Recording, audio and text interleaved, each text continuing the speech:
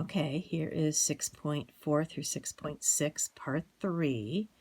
So now I really have a lot of graphs here. I'm not sure we're going to do all of them. Hopefully you'll be able to get the idea without doing all of them. But we'll kind of see how it goes. Graph for 2 periods. Label all of your quarter marks. So our first one is a sine graph. So you can see that the amplitude is 1. There was a 3 in front of there, and we'll have one where the amplitude is changed, then the amplitude would be 3. The period is 2 pi over 1, or 2 pi. There's nothing inside the parentheses.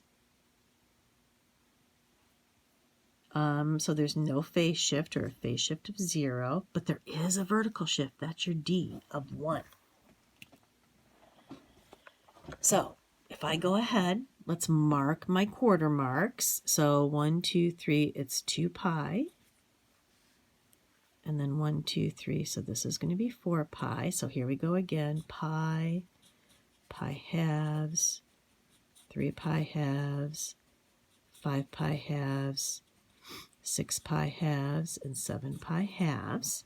Now, what this is basically going to be is the sine graph that we did earlier, our parent graph, but it's just going to be shifted up 1. What I like to do, if there's a vertical shift, is I will draw in that vertical shift for me as a dashed line. So it's kind of like that's my new x-axis. So if I know my general shapes, and remember, I do. So remember how the sine graph, the sine of 0 was 0. So the original one started at the origin. But since there's a shift of up 1, I'm going to start it here. And then if you remember the general shape of the next one, we went up 1, we went down, back down, then we went down 1, and we came back up. So it's very helpful for you to know those general shapes and what they do generally, how the behavior of the points goes.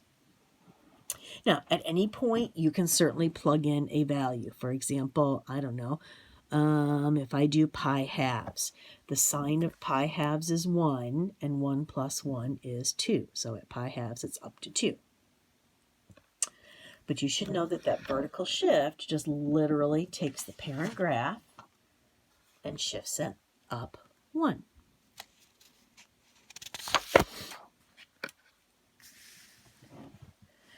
Okay, now look at this one. Notice where the 2 is. The 2 is your B. So the amplitude is still 1, but look, our period is going to be 2 pi over B, which is 2. Our period is going to be 1 pi for this one, so that's going to affect how we label our graph. And the phase shift and the vertical shift are both 0. So since the period is pi, we're going to go out 1, 2, 3, 4, and there's going to be a pi, and there's a 2 pi. We still divide it in quarters, so I'm just going to go ahead and label all my quarters. And I really have a hard time, what is this, 3 pi over 2. I can't talk and do it at the same time.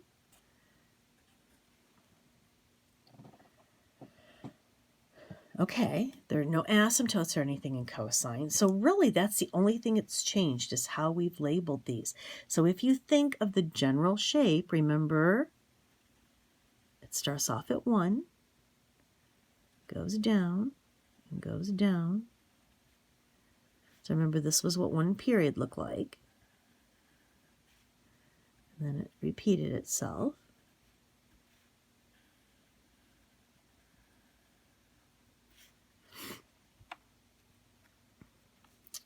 So now, if you did in the calculator, if you were to graph, for example, y equals cosine theta and y equals cosine 2 theta, what would happen is the cosine 2 theta would be scrunched more. Now, because of the way I have you label it, you cannot see that.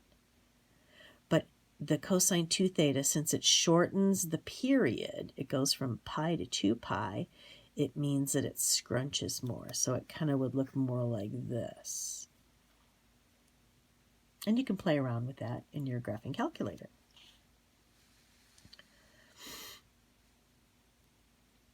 All right, so let's look at this tangent one. So remember, there's no amplitude for any of the other ones except for sine and cosine. The period, since the number in front of the theta is 1, is still pi. There's a 0 phase shift. There's nothing inside with the theta, but there is a vertical shift of -2. Now, your question is probably, how does that 1/2 affect my graph? Well, I'm going to show you. All right, since my period is pi, now remember tangent. Remember how we centered the one period around the y-axis? We're going to do that. So 1 pi fourths, 2 pi fourths, 3 pi fourths, 4 pi fourths, 5 pi fourths, and 6 pi fourths.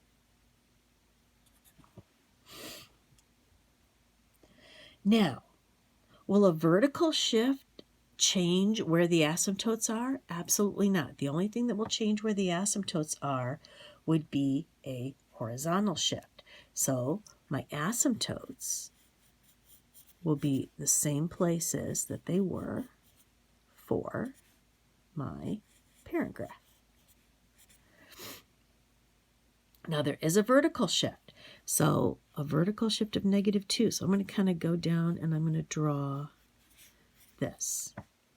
So remember what happened is the branches kind of went up like this. Okay. Now, we're going to have our first point here. Now again, without the vertical shift, it goes through the origin. But with the vertical shift, it's going to go down here. Now, how does that 1/2 reflect on the graph? It just means that in the parent graph, our next point was up here, so we kind of went over 1 and up 1. Now we're going to over 1 and up 1/2. So it and then to the left 1 and down 1/2. So it smushes it in the middle is what that 1/2 does. So it kind of makes it go like that. So there's my one period. And it's going to do the same thing for this guy. It's going to smush it in the middle. So it's going to be vertically shrinking it. Okay. Okay, so now let's look at this cosine graph. Now, the first thing I want you to notice is that there's a 2 in there with the x. And by the way, it's an x. It's not a theta. It doesn't matter. I could have any variable in there I wanted. What we're going to do, because remember our function is y equals a cosine b x minus c plus d, or theta, whatever. There's no number, or the coefficient of the theta or the x is 1. So what that tells me is I need to factor this 2 out of this set of parentheses, and I have to do that before I find anything else. So if I do that, I'm going to get y is equal to -2 cosine 2 times, and I'm factoring out a 2, so it's going to be x plus pi fourths.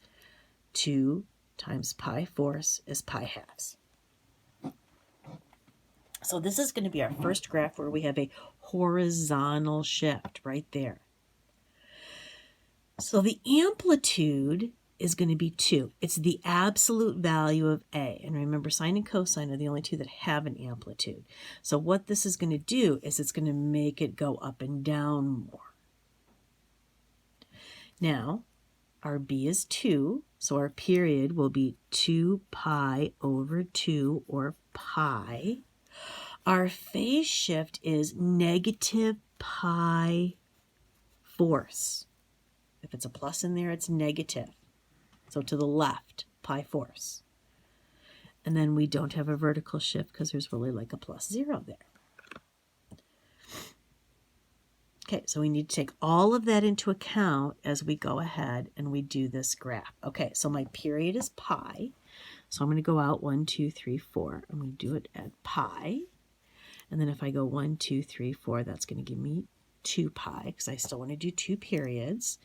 So we'd have pi halves, pi fourths, 3 pi fourths, 5 pi fourths, 6 pi fourths, 7 pi fourths, and then 8 pi fourths. Now, you don't have to do this, but it's something that I do to help me when there's a horizontal shift. There's a horizontal shift of negative pi fourths, which means that my graph is going to start back here. So what I'll usually do is I will put that in there, and then I'll even go to the extent is I'll erase this guy out here.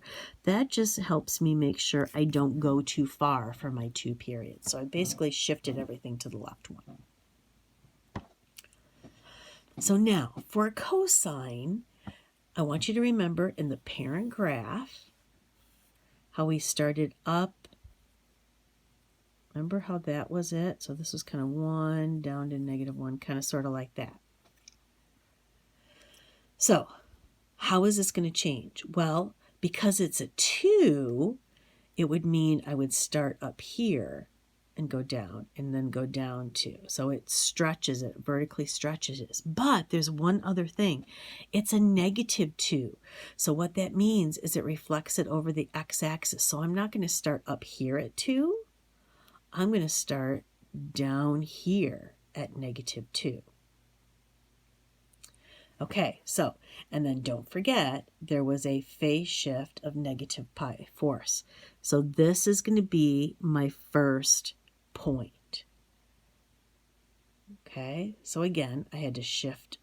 Normally it would have been like here, but because it was a 2, it would go up there. Because it was a -2, it would go down here. But then because of the negative pi 4 shift, it's going to go back here. So, and by the way, you can always plug in points and it's going to give you the values. So we'd start down here at -2. Our next one, we'd go up to 0 and then up to 2. And then down here. So there is 1 period right there. And then you would just repeat. And notice how my period ends at 7 pi fourths.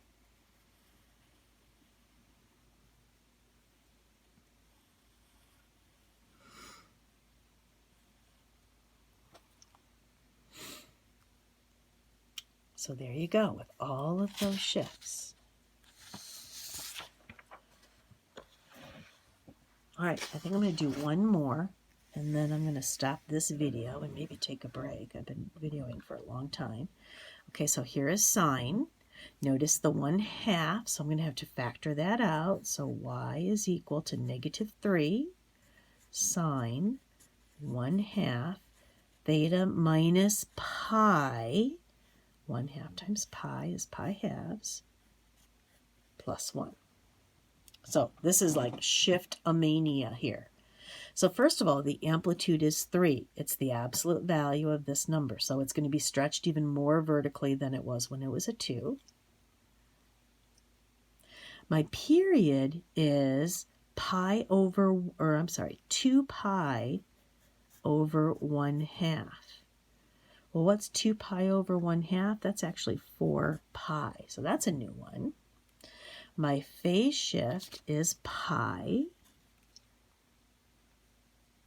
And my vertical shift is 1. So I have it all going on here. Okay, so since my period is 4 pi, I'm going to go out 1, 2, 3, 4. There's 4 pi. And there's 8 pi. So we'd have a 2 pi, a 3 pi, a 5 pi, a 6 pi, and a 7 pi. Okay, but now again, because of the horizontal shift, and this is just me, because I know that there's going to be a shift of pi units to the right, I'm going to go ahead and I'm going to put a 9 pi out here. And I have to remember that it's not actually going to start on the y-axis, it's going to start over 1. Okay, so I've got that. I have a vertical shift of 1, so I'm going to put that, so that's like my new x-axis. Okay, so now sine is the function that goes through the origin at one point on here. But now, again, I'm going to shift that over 1 to the right, and I'm going to shift it up because there's a pi units to the right and a vertical shift of 1. So that's my normal. Now, normally pi, or the graph sine, would then go up 3 and down 3, but because it's negative, we're not going to go up first because it's reflected over the horizontal axis. We're going to go down first. So we're going to go down 1, 2, 3. Then we're going to go up to 0. And then we're going to go up to 3. Let's see, 1, 2, 3. I'm going to try to make this good. And then I'm going to go down. And then I'm going to go down here. And then I'm going to go up. And then I'm going to go up. And I'm going to end here. So my graph looks something like that. All right, we're going to end this video, and I will start part 4 soon.